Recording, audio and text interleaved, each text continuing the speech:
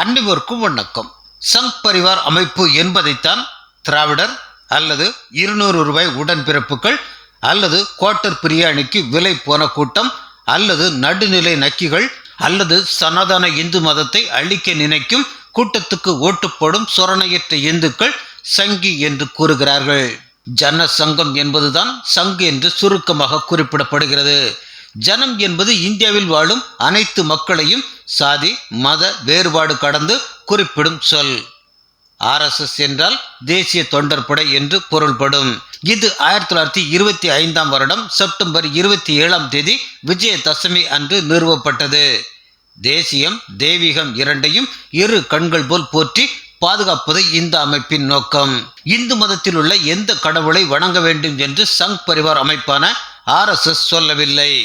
சிவனையோ விஷ்ணுவையோ முருக கடவுளையோ பராசக்தியையோ வணங்கு என்று சொல்லவில்லை.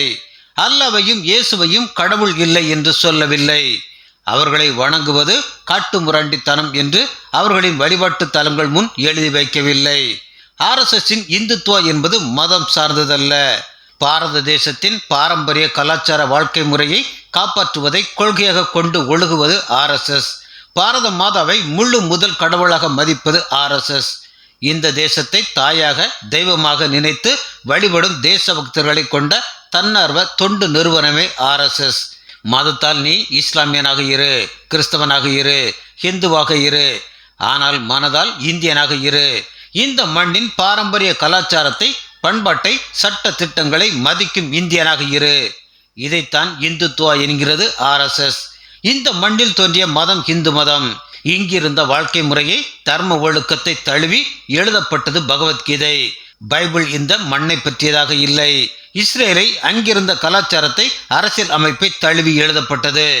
குரான் அரபு தேசத்தை தழுவியது. அங்கு அப்போது இருந்த வாழ்க்கை முறையை தழுவி எழுதப்பட்டது. இஸ்லாமும் கிறிஸ்தவமும் பல காலகட்டங்களில் இங்கு திணிக்கப்பட்டவை. இங்கிருக்கும் கிறிஸ்தவர்கள் இஸ்ரேலில் இருந்தோ இங்கிலாந்தில் இருந்தோ வந்தவர்கள் அல்ல.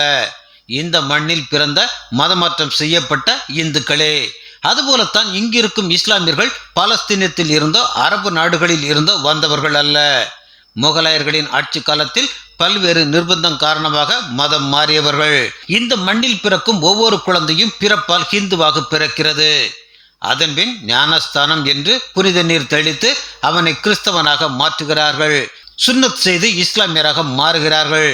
இந்த உண்மைகள் அனைத்தையும் ஒப்புக்கொள்ளும் மனநிலையில் உள்ள இஸ்லாமியர்களும் RSSில் உள்ளனர் என்பது குறிப்பிடத்தக்கது. RSS குறித்து இந்திய அரசியலமைப்பு சட்டம் உருவாக்கிய அம்பேத்கர் கூறுகையில், RSS ஊழியர் முகாமிற்கு நான் வருவது இதுவே முதல் முறை. ஹரிஜனங்களுடன் மற்ற எல்லா ஜாதியினரும் சரி சமமாக வாழ்வதைக் கண்டு மிக்க மகிழ்ச்சி அடைகிறேன். எந்தவித வித்தியாசத்தையும் இங்கு யாருமே நினைத்து கூட பார்க்கவே இல்லை என்றார். இன்றைக்கும் அந்த நிலைப்பாடுதான் RSSில் தொடர்கிறது. சங்கி என்றும் சிறுபான்மை என்றும் ஆரியன் என்றும் திராவிடன் என்றும் மக்களை பிளவுபடுத்தி அதில் அரசியல் லாபம் தேடுவது இந்த நாட்டின் சாபக்கேடு. இந்துத்துவா என்பதை அறியாதவர்களா நம் அரசியல்வாதிகள்? அவர்கள் அறிந்தே இருக்கிறார்கள். ஆனால் இதுதான் இந்துத்துவா என்பதை மக்களுக்கு உணர்த்திவிட்டால் பிரித்தாளும் அவர்களின் சூழ்ச்சி இங்கு எடுபடாமல் போய்விடும். இந்துத்துவா எனும் தேசியம் இங்கு வலுப்பெற்றுவிட்டால் போலி மதச்சார்பின்மை பேசும் திராவிடர் இங்கு கோலோச்ச முடியாது.